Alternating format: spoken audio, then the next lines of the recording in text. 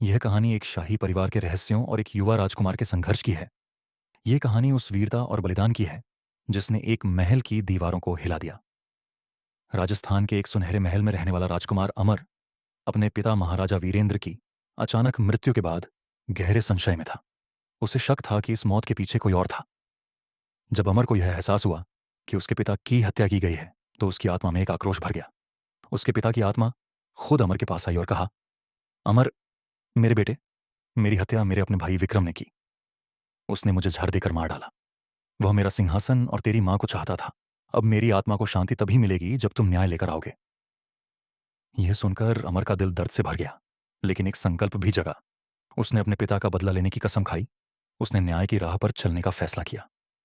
पिताजी, मैं आपके लिए न्याय दिलाऊंगा। यह मेरा धर्म है। अमर ने अपनी योजना बनाई। उसने महल में एक भव्य नाटक आयोजित किया जिसमें राजा की हत्या का चित्रण किया गया। नाटक में दर्शाया गया कि कैसे राजा को धोखे से मारा गया। नाटक के दौरान अमर की आंखों में जलती हुई आग और विक्रम की बेचैनी से सब समझ गए कि कुछ गड़बड़ है। लेकिन अमर की राह में सबसे बड़ी मुसीबत आई जब विक्रम ने चंद्रा, अमर की प्रिय, को अपने जाल में फंसाया। उसने चंद्रा के पिता को अमर पर नजर रखने के लिए मजबूर किया और एक दिन चंद्रा नदी के किनारे एक गलत फहमी में गिरकर अपनी जान गंवा बैठी। अमर का दिल टूट गया, लेकिन उसका संकल्प और भी मजबूत हो गया। अब अमर और विक्रम के बीच ही एक आखिरी युद्ध होना था। दशहरे के दिन अमर ने विक्रम को चुनौती दी। महल के आंगन में उनकी तलवारों की टकराहट ने पूरे महल को गूंजित कर दिया। यह लड़ाई केवल राजगद्दी की नहीं, बल्कि सत्य और अधर्म की थी।